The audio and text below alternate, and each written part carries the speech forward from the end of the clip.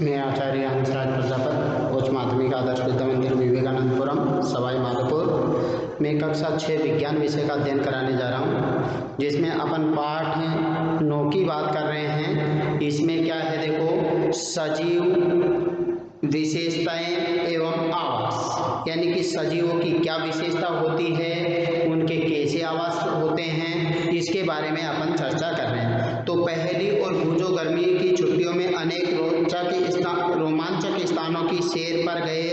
ऐसी ही एक यात्रा पर वे ऋषिकेश में गंगा नदी देखने गए। कहाँ देखने गए, क्या देखने गए? गंगा नदी। कौन सी नदी? गंगा नदी को देखने गए। कौन सी नदी को? गंगा नदी को देखने गए।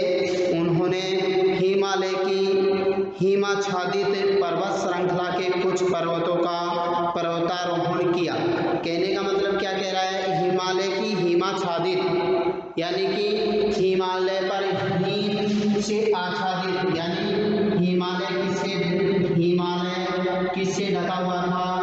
बर्फ से। किससे? बर्फ से ढका हुआ था। उसका क्या किया था? उसका पर्वतारोहण किया, यानी कि उस पे वो घूमने गए।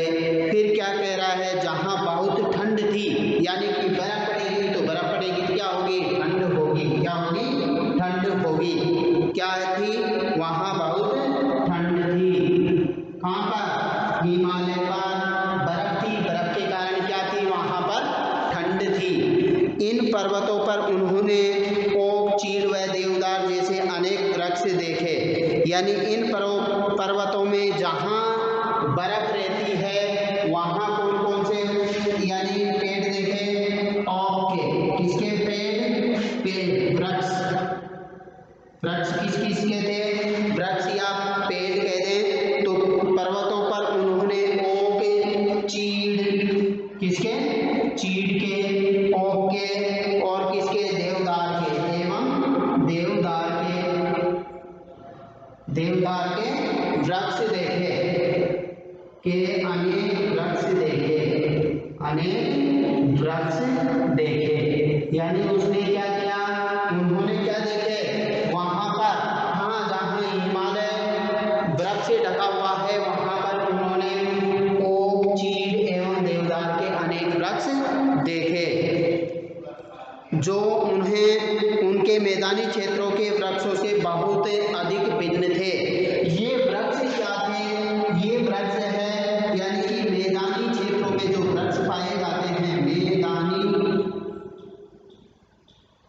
मैदानी क्षेत्रों में जो वृक्ष पाए जाते हैं, क्षेत्रों में वृक्ष पाए जाते हैं, उनसे क्या थे? भिन्न थे। पाए जाते हैं उनसे क्या थे? भिन्न। भिन्न का मतलब अलग थे। इनकी कोई की लंबाई ज्यादा थी, कोई की लंबाई कम है, तो उसके अनुसार यानी कि जो मैदानी क्षेत्रों में वन पाए जाते हैं उनसे इन हिमालय में जो बर्फ में पेड़ थे उनकी यानी कि अलग पाए गए। ये दोनों वृक्ष क्या पाए गए? अलग पाए गए। एक और अभियान में उन्होंने राजस्थान की यात्रा की एवं ऊंट पर उर्सन मरुस्थल भी घूमे।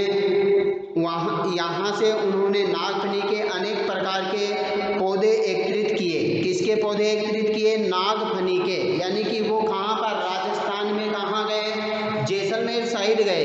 कहाँ गए? जैसलमेर साइड, यानी कि उष्ण मरुस्थल, जहाँ पर गर्मी ज़्यादा होती है, वहाँ पर ऊंट पर भी वो घूमे। किस पे घूमे? ऊंट पर। और वहाँ कौन से, यानी कि कौन से वृक्ष पाए जाते हैं? नागफनी के वृक्ष पाए जाते हैं। कौन से? नागफनी। कौन से वृक्ष पाए जाते हैं? नागफनी के वृक्ष कहाँ पाए जाते हैं? रेगिस्तान में, मरुस्थल में पाए जाते हैं। तो उनको देखा उन्होंने, नागफनी के अनेक प्रकार के वृक्षों के पौधे एकत्रित किए। अंत में वे पुरी गए। कहाँ गए? पुरी। कहाँ पर गए वो? पुरी गए। पुरी भी एक स्थान का नाम है। तो वो कहाँ गए? पुरी गए और उन्होंने समुद्र तट की सैर की और वहाँ केजू राइन के केजुराइना के वृक्ष की कतार देखी। किसके वृक्ष की? केजुराइना। केजुराइना भी एक पेड़ होता है, केजुराइना। केजुराइना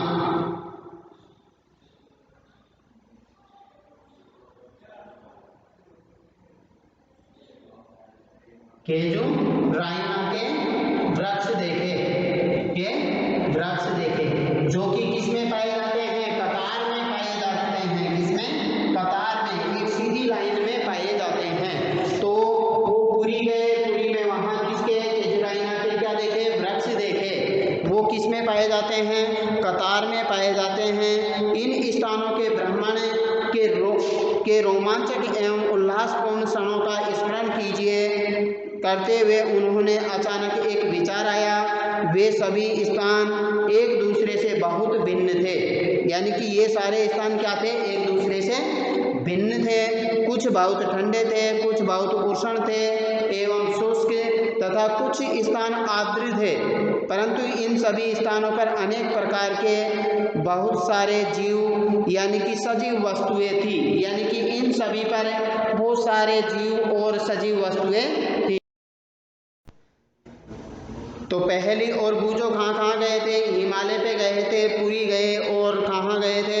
यानी कि राजस्थान के मरुस्थल में गए। तो तीनों स्थानों का उन्होंने भ्रमण किया। तो एक जगह जहाँ हिमालय पे गए, वहाँ क्या थी? बहुत ठंड थी। तो ठंड में उन्होंने पेड़ पौधे देखे और वहाँ का वातावरण देखा।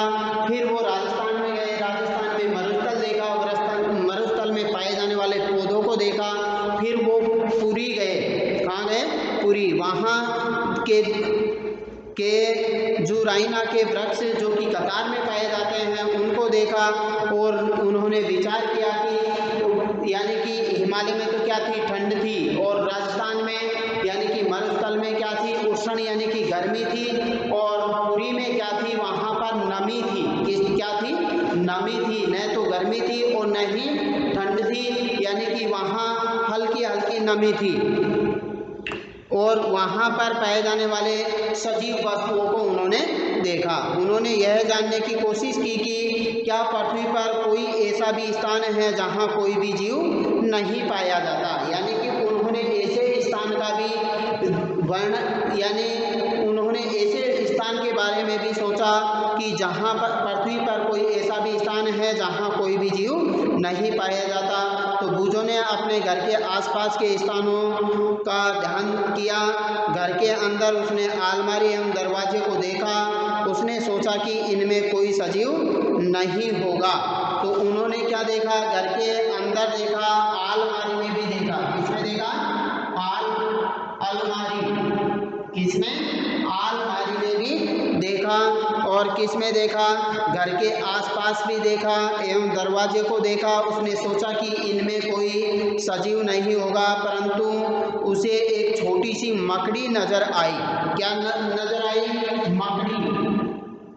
क्या नजर आई? एक छोटी सी मकड़ी नजर आई। कहाँ पर? उसको उसके किवाड़ या दरवाजे के पास क्या नजर आई? एक छोटी सी मकड़ी नजर आई। उसने सोचा कि इनमें कोई सजीव नहीं होगा, परंतु उसे एक छोटी सी मकड़ी नजर आई। घर से बाहर भी वह किसी ऐसे स्थान के बारे में नहीं सोच पाया जहाँ किसी न किसी प्रकार के जीव न पाए जाते। पहेली ने दूर दूर के स्थानों के विषय में पढ़ना एवं सोचना प्रारंभ किया। उसे पता लगा कि लोगों ने तो ज्वालामुखी के मुख में भी सूक्ष्म जीवों को खोज निकाला है। यानी उन्होंने क्या सोचा कि सोचना प्रारंभ किया। इसे पता लगा कि लोगों ने किसमें? ज्वालामुखी के मुख में भी, मुहाने में भी सूक्ष्म जीवों को खोज निकाला है। यानी कि लोगों ने किसमें? ज्वालामुखी के मुख में भी सूक्ष्म जीवों को खोज निकाला है। तो आज के लिए अपन इतना ही काफ़ी है। कल अगले वीडियो में देखते हैं।